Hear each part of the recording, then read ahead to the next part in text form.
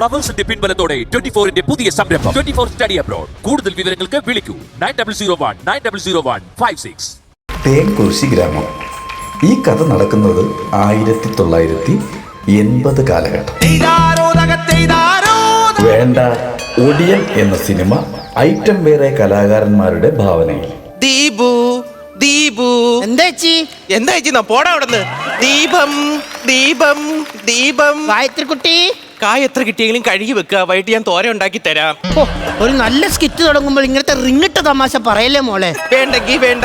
അത്താഴ പ്രശ്നിക്കാരുണ്ടോ? അത്താഴ പ്രശ്നിക്കാരുണ്ടോ? അത്താഴ പ്രശ്നിക്കാരുണ്ടോ? ഉണ്ടേ ഉണ്ടെങ്കിൽ ആ വീട് നമുക്കൊന്ന് കാണിച്ചു തരണേ. 5 ദിവസമായി വല്ലതും കഴിച്ചിട്ട് നമ്മൾ അവിടെ വന്ന് വല്ലതും കഴിച്ചു. ഇവിടെ ആണെങ്കിൽ ഒരു പൂക്കാച്ചളയില്ലാന്നേ. ഗായത്രിക്കുട്ടി, എന്തോ അവിടെ അധിക നേരം നിൽക്കണ്ടാട്ടോ. എന്താ? അവിടെ ഒടിയന്റെ ശല്യം ഉണ്ട്. പിന്നെ വിദേശത്ത് പോയി പഠിച്ച് കുന്തളിച്ച് വന്ന എനിക്ക് എന്തോന്ന് ഒടിയൻ. കൂത്താട്ടോളം എന്ന് മുതലാ മോളെ വിദേശായത്. പുകുജു പുകുജു പുകുജു പുകുജു. എന്താ അത്? ഒന്നും ഈ ഫ്ലോറിൽ പാഴായി പോവരുത്, അതുകൊണ്ട് അങ്ങ് ഇട്ടതാ. മുത്തപ്പോ കൊണ്ടോരാ കൊണ്ടോരാ കൈതോലപ്പായ കൊണ്ടോരാ കൊണ്ടുവാം കൊണ്ടുവാം അന്ത്യാളൻ കാവിൽ കൊണ്ടുവാം. എന്തോ ഈ കിടന്ന്, അയ്യോ ഇതെന്തോ ഈ കിടന്ന് കാണിക്കുന്ന, അയ്യോ എന്താ എന്താ? എനിക്ക് ഇയർ ബാലൻസിന്റെ പ്രശ്നം എടുക്കാം. പറയണ്ടായിരുന്നോ? എന്നെ മനസ്സിലായോ? മനസ്സിലായി. ആസാമിൽ നിന്ന് കമ്പിളി വിൽക്കാൻ വന്ന ബംഗാളിയല്ലേ? എനിക്ക് എന്തിന്റെ തരിപ്പായിരുന്നെന്നാ ഞാൻ ആലോചിക്കുന്നത്. ഈ കമ്പിളിയും പൊതിച്ച് ആ വീട്ടിലെങ്ങാനും കിടന്നായിരുന്നു നിന്റെ ഈ താറ്റിക്കൽ കേൾക്കണം. മോളെ, ഞാൻ കമ്പിളി വെക്കാൻ വന്നവനല്ല. പിന്നെ ആരാണ്? ഞാൻ മാണിക്കൻ, ഒടിയൻ മാണിക്കൻ. ദൈവമേ, പാളയം കപ്പയ്ക്കൊക്കെ ഇപ്പൊ ഒടിയും മാണിക്കെന്നാണോ പേര്? എവിടെ പോവാ? പണങ്ങി പോവാ. എന്തിനാ പണങ്ങി പോണേ? നിന്റെ താറ്റിക്കലും കേട്ട് ഞാൻ ഈ ഫ്ലോറിൽ നിൽക്കണോ? അല്ല വാ, ഞാൻ കേട്ടിട്ടുണ്ട് ഒടിയൻ. ഞാൻ ചെറുതായിട്ടൊക്കെ ഞാൻ കേട്ടിട്ടുണ്ട്. എന്നേക്കാ വലിയ ഒടിയനായിരുന്നു ഞങ്ങളുടെ അപ്പൂപ്പൻ. അപ്പൂപ്പനോ? ആ, അപ്പൂപ്പൻ 12 വർഷത്തോളം ഒരു കാട്ടിലിരുന്ന് ഒടിവിദ്യ പഠിച്ച് ഈ കൊച്ചു കൊച്ചു ജീവികളൊക്കെ ഒടിവെക്കാൻ പഠിച്ചു. ദൈവമേ. ആ എന്ന് പറഞ്ഞാൽ നമ്മുടെ ഈ പറയുന്ന ഞൗണിക്കേ, പിന്നെ ഈ പറഞ്ഞ പൂഞ്ഞാട്ടിയെ, ഒച്ച്, വെള്ളത്തിപ്പാറ്റ. ദൈവം, ഇതൊക്കെ കുളിക്കടവിൽ കാണുന്ന സാധനങ്ങളല്ലേ? അപ്പൊ മനസ്സിലായില്ലേ എന്തിനാ പുള്ളി 12 വർഷം കഷ്ടപ്പെട്ടത്? ഈ അപ്പൂപ്പൻ ഇപ്പൊ എവിടെ? അപ്പൂപ്പൻ എവിടെയെന്ന് ചോദിച്ചാ അപ്പൂപ്പൻ മരിച്ചുപോയി. അയ്യോ, എന്ത് പറ്റി മരിച്ചതാ അപ്പൂപ്പൻ? ഞങ്ങളുടെ വീടെന്ന് പറഞ്ഞാലേ ഒരു റബ്ബർ തോട്ടത്തിന് നടുക്കാണ് വീട്. ഒരു 7 മണിയൊക്കെ ആകുമ്പോ ഞങ്ങളുടെ വീട്ടിൽ കൊതുക് വന്ന് അപ്പൂപ്പനെ കൊത്തു. അപ്പൂപ്പനെ കൊത്തുന്ന കൊതുക് ചത്തുപോകാൻ അപ്പൂപ്പനൊരു സൂത്രപ്പണി ചെയ്തു. എന്ത് പണി? കൊതുക് തിരി എടുത്തങ്ങ് വിഴുങ്ങി. എന്തിന്? രക്തത്തിൽ കൊതുക് തിരിയുടെ അംശം വരാൻ. എന്നിട്ട് ഈ അപ്പൂപ്പ ബന്തി? എന്നിട്ട് അപ്പൂപ്പന്റെ ബലിച്ചടങ്ങിന് ഈ കൊതുകൊക്കെ ആ മരത്തിന്റെ ചോട്ടി വന്നിരുന്നിട്ട് എന്നാ താറ്റിക്കലായിരുന്നു അറിയാം. ഞാനൊരു ബലിയിട്ട് എന്നപ്പോ ഒരു കൊതുക് ഇങ്ങനെ നേരെ വന്ന് എന്നെ നോക്കി കൊഞ്ചനും കൊത്തിട്ട് കയറിപ്പോയി. അത്രയ്ക്ക് മണ്ടനായിരുന്നു ഞങ്ങളുടെ അപ്പൂപ്പൻ. അല്ല, നിനക്കൊരു അപ്പൂപ്പൻ ഉണ്ടായിരുന്നു? എനിക്കൊരു അപ്പൂപ്പൻ ഉണ്ടായിരുന്നു. കുഞ്ഞുനാളി എന്നെ ഭയങ്കരമായിട്ട് ദ്രോഹിക്കുമായിരുന്നു. അതുകൊണ്ട് ഞാൻ വീട്ടിൽ നിന്ന് ഇറക്കി വിട്ടു. പിന്നെ പ്രതികാരമായിട്ട് ഞാൻ എന്ത് ചെയ്യുന്നറിയുമോ? ഈ അപ്പൂപ്പ ആൽമരത്തിന്റെ അവിടെ പോയി ചെന്ന് കിടക്കും. അപ്പൊ അപ്പൂപ്പന്റെ പൊക്കിളിൽ ഞാൻ കർപ്പൂരം ഇട്ട് കത്തിച്ച്. ഇപ്പൊ അമ്പലത്തിലെ മെയിൻ ആചാരം എന്തോന്ന് അറിയുമോ? അപ്പൂപ്പന്റെ പൊക്കിളി കർപ്പൂരം ഇട്ട് കത്തിക്കുക. 2 പേർക്ക് കൊച്ചുകൾ ഉണ്ടായ ചരിത്രം ഉണ്ടായിരിക്കണം. അല്ല, ഞാൻ ഇത്ര നേരം വന്നിട്ട് നിനക്ക് എന്നെ മനസ്സിലായില്ലെന്ന് തോന്നുന്നു. ഇനി ചെറുതായിട്ടൊരു ഓർമ്മ അങ്ങോട്ട് കിട്ടുന്നില്ല എനിക്ക്. നമ്മൾ പണ്ട് പ്രീ ഡിഗ്രി കഴിഞ്ഞ് വന്നപ്പോഴേ മഴ പെയ്ത്, നല്ല മഴ. അപ്പൊ നമ്മൾ രണ്ടുപേരും എന്ത് ചെയ്ത്, അടുത്തൊരു കാട്ടിൽ ആരും കാണാത്തൊരു ഇലങ്ങിയുടെ ചോട്ടി ചെന്നിരുന്ന് 3 മണിക്കൂർ കഴിഞ്ഞപ്പോ ഇലങ്ങിയുടെ ചില്ല ഒന്ന് അനങ്ങി. ഓർക്കുന്നുണ്ടോ? ഓർക്കുന്നുണ്ട്. ആ ഇലഞ്ഞി വരെ ഞാൻ ഇപ്പോഴും ഓർക്കുന്നുണ്ട്. അതന്നെയാടി നീ എന്നെ ഓർക്കാത്തെ. 3.5 മണിക്കൂറിന്റെ ഇടയിൽ അത് ഇലയെങ്കിലും അനക്കിയായിരുന്നു. ഒരുത്തൻ നിക്കണം ഓർക്കാൻ വേണ്ടി എന്തേലും ചെയ്തായിരുന്നോ നീ? അങ്ങനെയാണെങ്കിൽ ഓർക്കാൻ വേണ്ടി ഞാൻ നിനക്ക് ചെയ്യുന്നുണ്ടടി. എന്ത്? ഓടി എന്റെ ഒടി വിദ്യ ദേ കാണ്.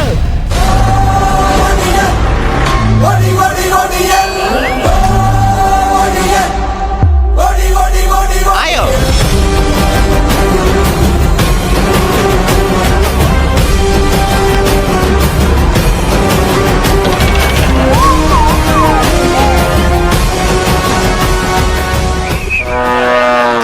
ആരാ? കലമൻ. കലമാനെ കണ്ടിട്ടില്ലാത്തവര് കണ്ടോടെ. നിൽക്കുന്ന കലമാൻ. നിനക്ക് വയ്യടാ, നീ ഇതെന്താടാ ഈ കൊമ്പും വെച്ച് കാണിക്കുന്നത്? ആ പോവുന്ന്. കലമൻ താന്നു പോയല്ലേ? അത് താന്നു പോയി. കലമൻ കൊള്ളൂല.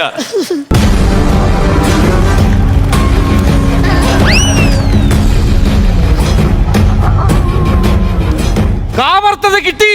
നീ പുറത്തുപോയി തിന്നിട്ട് കയറുക. അയ്യോടിയേ, അതല്ലേ പറഞ്ഞത് പിന്നെ? ഗായത്രി കുട്ടി. ആഹാ, ഇവിടെ വന്ന് എന്റെ പെണ്ണിനെ ഇത്ര ധൈര്യത്തോടെ ഗായത്രി കുട്ടി എന്ന് വിളിക്കാൻ ആരാ നീ? നിന്റെ പെണ്ണ കിടക്കട്ടെ ചുമ്മാ. എന്നാലും ചുമ്മാ ആരാ നീ? എന്നെ മനസ്സിലായില്ല? ഇല്ല, ഒട്ടും മനസ്സിലായില്ല. ഒട്ടും മനസ്സിലായില്ല. ഒരു മിനിറ്റ്. ഇതെന്താ ആരാണെന്ന് ചോദിക്കും മുഖത്തേക്ക് ടോർച്ച് അടിച്ച് കാണിക്കണത്? ഇതിലും ഭംഗിയായിട്ട് ഞാൻ എങ്ങനെയാടാ പ്രകാശ് രാജ് അന്ന് രജിസ്റ്റർ ചെയ്ത് തരുന്നത്? പ്രകാശ് രാജ്. ആ, അല്ല അതൊക്കെ പോട്ടെ. നീ ആരാ? ഞാൻ ഒടിയൻ. എന്നാന്ന്? ഒടിയൻസ്. എടാ ഓഡിയൻസ് ആണ് അവിടെ കയറിയിരിക്കണം, അല്ല ഇവിടെ പേരും പറയരുത്. അയ്യോ ദേ വേണ്ടേ? ഞാൻ ഇതിനകത്ത് മെയിൻ കഥാപാത്രം ആണോ? മോഹൻലാല്. ആരാന്ന്? മോഹൻലാല്. അയ്യോടിയേ. എന്നാ അതിലും ശരിയുള്ള ഒരു സാധനം ഞാൻ കാണിച്ചു തരാം. മഞ്ജു വാര്യർ. ആരാ അത്? നീ എന്തിനാ ഇവിടെ വന്ന്? നീ എന്തിനാ ഇവിടെ വന്ന്? എടാ ഈ നിൽക്കുന്ന ഗായത്രി കുട്ടിയുടെ അച്ഛൻ എന്റെ കയ്യിന്ന് കാശ് മേടിച്ച് അത് തിരിച്ചു തന്നിട്ടില്ല. ഇവളുടെ അച്ഛൻ മേടിച്ചിട്ട് മുതലോ ഇല്ല. ഒന്നെങ്കിൽ മുതല്, അല്ലെങ്കിൽ ഇത്.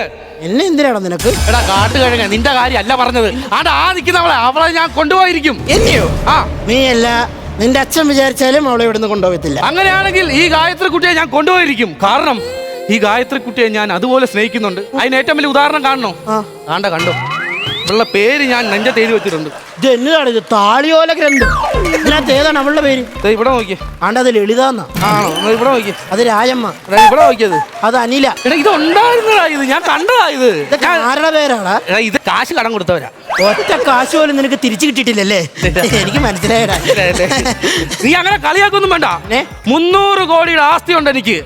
ഞാൻ ഇവിടെ സ്വന്തമാക്കിയിരിക്കും. 300 കോടിയുടെ ആസ്തി കാലഘട്ടക്കുന്നുണ്ടോ ടപ്പർ ചെരുപ്പ്? ഒടിയാ, ഇവിടെ ഞാൻ കൊണ്ടുപോയിരിക്കും. ഈ ഒടിയന്റെ സ്വന്തമാണ് ഗായത്രി കുട്ടി. നിനക്ക് വേണ്ടി ഞാൻ കാത്തു വെച്ചിരിക്കുന്ന അവസാന ഒടി വിദ്യ നീ കാണ്. മുത്തപ്പോ. ഇത് അവിടെ കൊണ്ട് വെച്ചേക്കാണ്. എന്നത്? മുത്തപ്പം. പോരായിരുന്നു. മുത്തപ്പോ.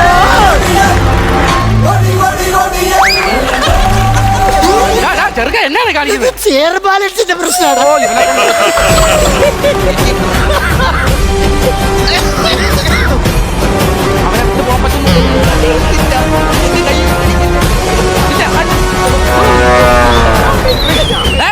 ആര് പറഞ്ഞു? കാട്ടുപട്ടി, കാട്ടുപട്ടി, കാട്ടുപട്ടി. അയ്യോ കാട്ടുപട്ടി സൂപ്പർ. കാട്ടുപട്ടി സൂപ്പർ എന്ന് പറഞ്ഞ എന്തിനാ കരയുന്നേ? ഓടിയായിരുന്നു, അത് സിംഹമായിരുന്നു. നിന്റെ തൊലിക്കട്ടി സമ്മതിക്കണം.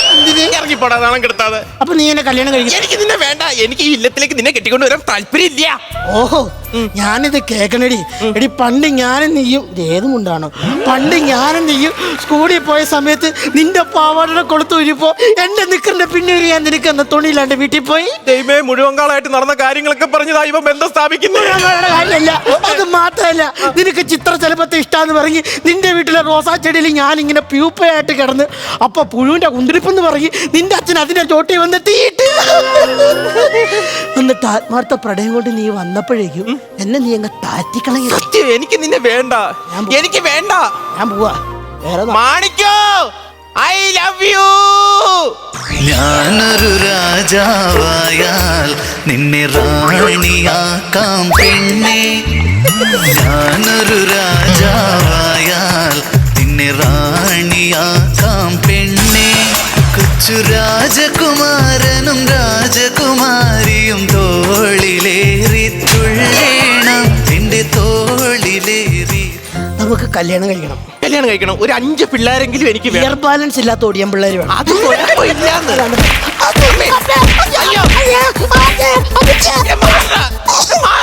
എന്തോ ചെയ്യുന്നേ? ഒരു കാട്ടുപട്ടി മുഴുവൻ കാളായിട്ട് വന്ന് നിൽക്കുന്നുണ്ടോ? കാട്ടുപട്ടിയോ?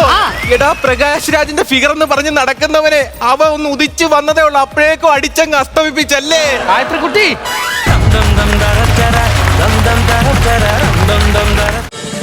ഫ്ലവേഴ്സ് ഒരുക്കുന്ന കാഴ്ച വസന്തം യൂട്യൂബിൽ പ്രേക്ഷകർക്ക് ലൈവായി കാണാം. ഫ്ലവേഴ്സ് കോമഡിയിൽ ജോയിൻ ചെയ്യൂ, ആസ്വദിക്കൂ.